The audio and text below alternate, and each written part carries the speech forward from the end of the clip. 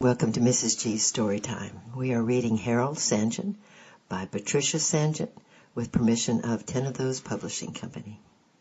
We are reading Chapter 7, Father of Five. The Lord loveth the gates of Zion more than all the dwellings of Jacob. What does that mean?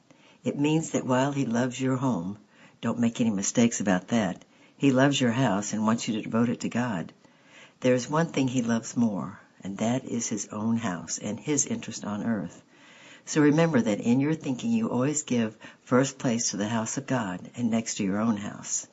The Lord loves the gates of Zion more than all the dwellings of Jacob. The assembly of Christians is God's chief interest in this world, so let it be yours. If you take care of God's house, He'll take care of yours. But if you make your house the first concern, you will find that He will leave you to your own business. This was part of a sermon given by Mr. St. John on Psalm 87. The decision to leave the upbringing of his children mainly to his wife was not taken lightly, nor would it have been taken at all had he not had complete, almost blind confidence in her wisdom and ability. They had agreed at their marriage that the family ties should never hinder his work for God, and neither ever looked back on that decision. Yet he had always loved children and was innately a father. From the moment he purchased the book of nursery rhymes and solemnly memorized Humpty Dumpty and its like, jogging on horseback through the forest to the last week of his life, when with laboring breath and wandering memory he still gathered his failing senses and prayed for his five by name. His children were never really out of his thoughts, although there are few men who can have seen less of them in their childhood. As has already been pointed out, his first baby was 8 months old before he saw her. But the next 2.5 years he was intimately concerned with the little son whom they had so nearly lost. Farnham was only 3 weeks old when his father left home early one morning to conduct a wedding in Buenos Aires, nearly 60 miles away, promising to return the following night. But at the close of the meeting, Harold discovered that the train had been canceled. Indeed, there was no hope for a train for another 4 days to the remote country district where he lived. The missionaries were delighted to offer him accommodations, but they did not know Harold St. John. Drawn by the thought of the little son, he set out to walk over the mountain ranges. All night he walked and all the next day. Very late the following evening he reached home at the time appointed, footsore and weary, but delighted to be back, and indulging no doubt in his bad habit of stealing up to the cot where Hazel lay and waking her up to entertain him for half an hour or so over his supper, after which he would pace endlessly up and down the room, crooning moody and saintly hymns in his efforts to get the thoroughly roused, chuckling baby to sleep again. In 1918, the family evacuated their quarters in the Bible school in order to make more room for students on the premises, and moved into what Ella dubbed the House of 1,000 Fleas. Pigs had lived under the floor with the last owner, and the rats visited them freely. Nor was it a particularly peaceful spot for the young mother. "I prefer not to be away at night unless absolutely necessary," wrote her husband. "Ella's appearance strikes the popular imagination as it has mine for years. They credit her with fabulous wealth. On 3 successive nights uninvited persons had tried to get into the house.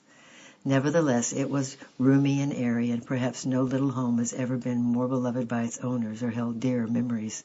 For although the family limited his travels, it was a valuable help in gaining the confidence of the neighbors. The coming of this friendly young mother into their midst was a never-ending source of delight and interest to the native sisters, as were also her few simple belongings, and Ella unconsciously solved the problem of a suitable headgear for the morning meeting by sending out her washing to the old washwoman. She was mildly surprised one Sunday morning to recognize a couple of her face towels adorning the heads of the congregation. However, as the articles were all returned later in the week in a clean condition, no questions were asked, and the custom persisted. They were a loving, simple, truly Christian congregation, and they loved their new missionaries who so quickly learned to live and speak as they did. Harold wrote of them. They used the Lord's name on every occasion with great reverence, and one was not surprised to hear a voice recently from the kitchen. "Here is some maize left over from the dinner, Cecilia. If God so pleases, you must fry it tomorrow." Surely, if it is the Lord's will. But I confessed, hardly satisfied when asking a young woman for her address. She replied, "The Lord Jesus knows it." True, but for me it hardly helped matters.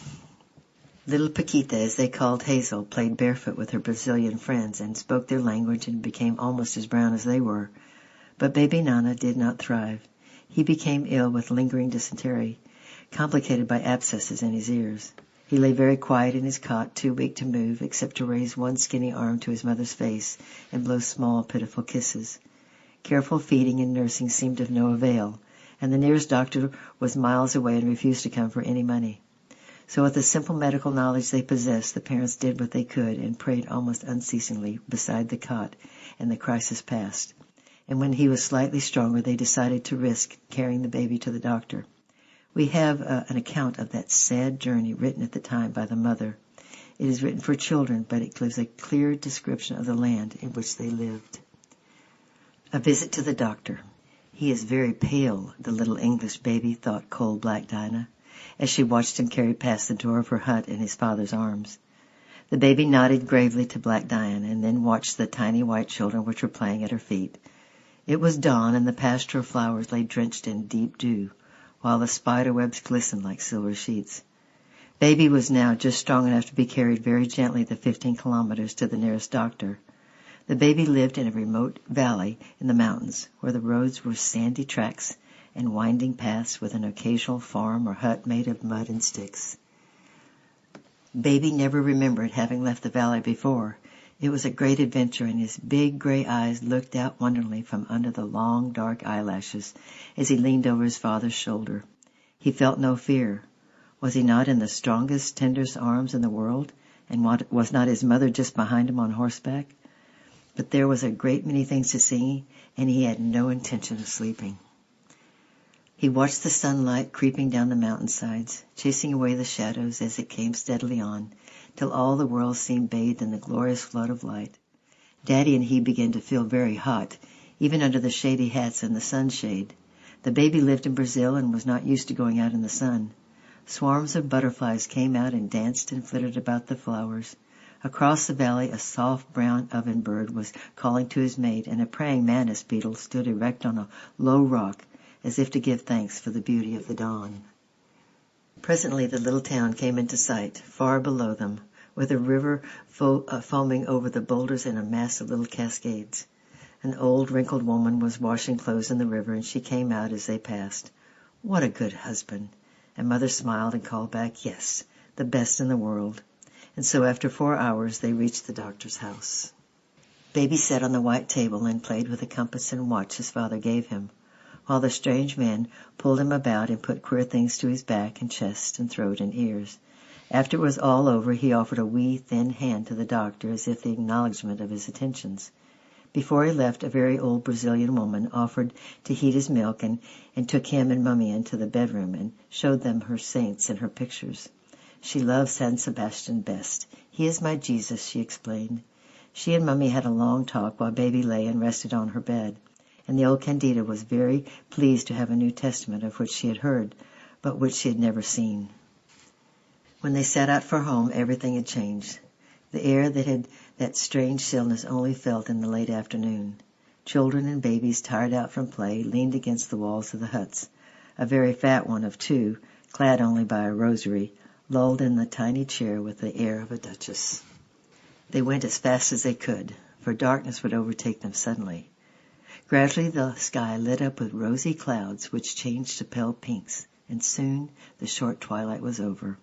They had to go more slowly, and the baby lay content, his eyes wide open, staring up at the first stars and watching the occasional flashes of lightning, which lit up the path for an instant and showed the pale green leaves of the banana palms and the scarlet-orange orchids that grew on the trees. Once it lit up a rough wooden cross, one of many in that district, put up to mark a spot where some traveler had died, sometimes by accident and sometimes by violence. On they went, the air now live with night sounds and crossing streams, sliding down steep rocks until at last they reached the home of the valley. The moon was up now, and they could see the leper's hut and the little shop. And then Baby, sure of his bearings, slept soundly and did not stir when he was carried up the outside staircase to the little home under the roof and laid gently down in his cot. So Farnham's life was spared, but he was still very weak, and a third child was expected in mid-April. Even their optimistic father realized that conditions were not suitable for delicate or newborn babies, And besides, his first 5 years of service were up, and towards the end of February they said goodbye to the grieving, loving group of Christians and set off to the coast, where they embarked for England. But they had left it rather late, and the storms were terrible. The new baby was nearly born prematurely in the Bay of Biscay, but Ella survived and reached St. Leonard's, where suitable arrangements could be made in plenty of time for the birth, which was expected in 2 weeks' time. But she reckoned without her husband. Spring was in the air, and he was exuberant at being safe home in England with his family. They acquired a large, top-heavy pram for the 2 older children and went out for a family walk. He was not used to the prams, for the roads around Corangolo had been unsuitable for such vehicles, and at the top of the small slope he lost control. The pram careened to the bottom with Harold clinging on behind, but he could not stop it capsizing and pitching his babies out by the side of the road. They were quickly rescued, shaken but unhurt, but the shock had been too much for the mother at the top of the hill. She went straight back to the house, and somewhat to her kind landlady's astonishment, Patricia Mary arrived a few hours later. The family had 6 happy months in England together, and then Harold returned alone, leaving them in the home that Ella's mother had prepared for them. He missed them sorely, and his letters were full of his babies. He wrote on arriving back at the Bible school, "Just back from a walk to the dear old house. It made me feel lumpy.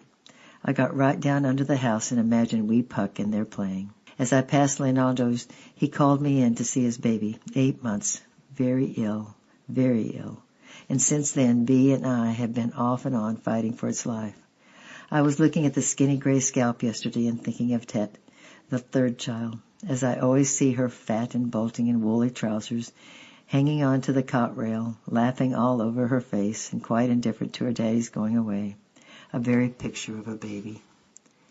At last the mail. It gives me palpitation of heart to see your fist.